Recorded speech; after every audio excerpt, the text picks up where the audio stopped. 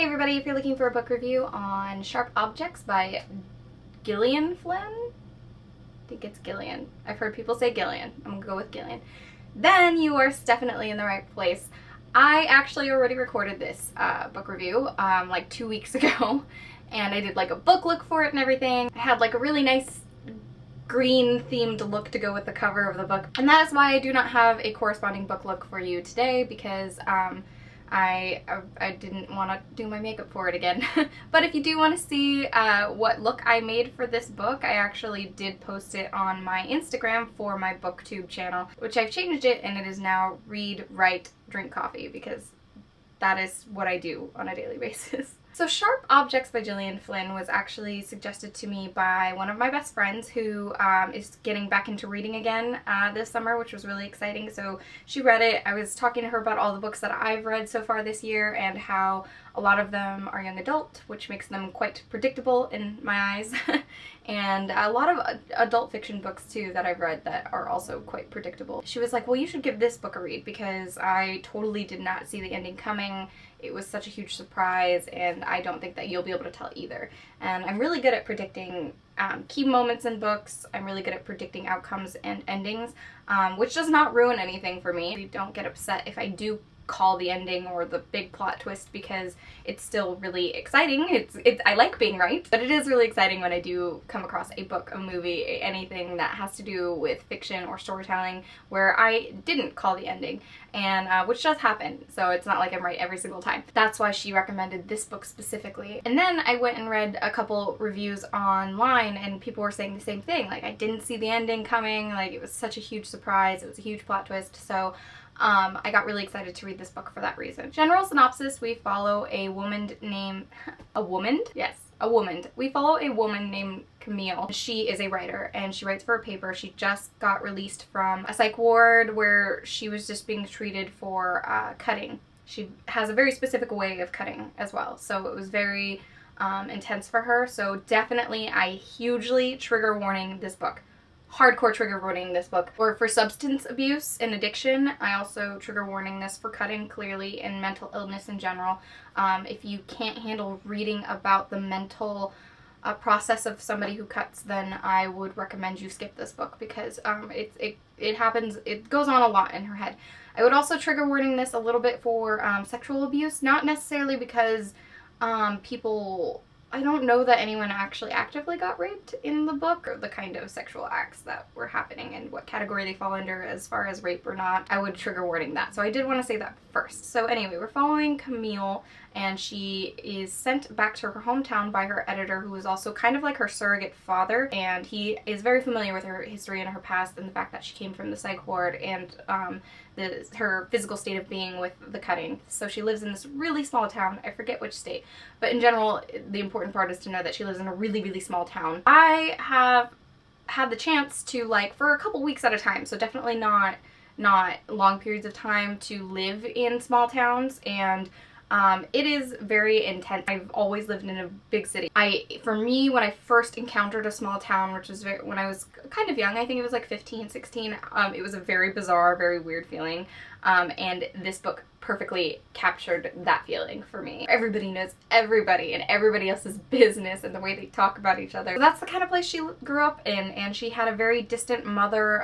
We find out a little bit about her history, and the reason why she's sent back is because two girls in the span of 2 summers have been murdered in very similar ways, and so there's potentially a serial killer, and this isn't widely known information, so it's not a big story yet. So she's trying to get the scoop on it for her paper that she works for in Chicago, for her surrogate father editor, to get the first insight on this. And because she knows everybody in town, she's supposed to use that to her advantage for writing this article about these girls' deaths. She's really apprehensive about going. She really doesn't want to go because she doesn't want to encounter her family, who she's very distant with and doesn't talk to, doesn't have a very great relationship with, and she doesn't want to see any of the old schoolmates she grew up with who know about her very, very sordid history. She's very concerned that this is going to set her back mentally, but her surrogate father editor tells her, as soon as you feel yourself sliding back into that mindset, tell me, I will pull you out of there, we'll send somebody else. She goes, and it is a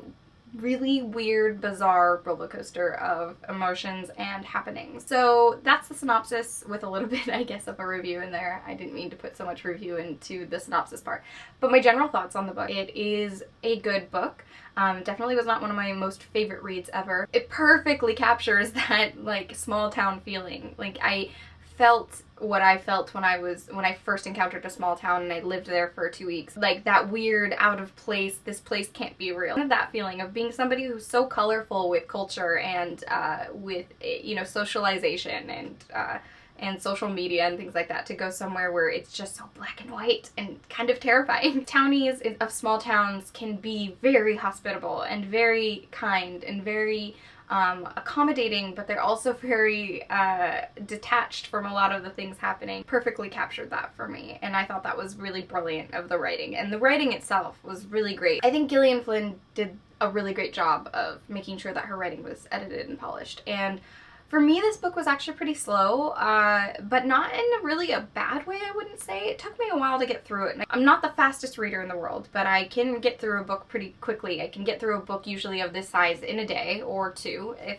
need be. But it took me like 2 weeks to finish this book because I would read 5 pages and felt like I had been reading for 6 hours, and I think that's because of all the emotion and information that is packed into just one chapter. It would emotionally exhaust me. I'm not gonna lie, it triggered a little bit of my depression while I was reading it, so I had to do a lot of self-care and do a lot of the things that I do for myself when I'm in a depressive state. I definitely got triggered a little bit. Nothing like super awful and, you know, detrimental, but I definitely had to be aware of my self-care while reading this. And I think that's probably why it felt like I was reading so much more than I actually was. And then as far as that twist at the end, I got half of the ending correct, and there was one piece of the ending that I did not foresee or call, and I don't think that it's outrightly obvious, but it is kind of laid out there enough that it is something you could probably put together before the ending. Overall, I would say it was a good book. It was really well put together, all the pieces fit, everything went well, the writing was not distracting from the story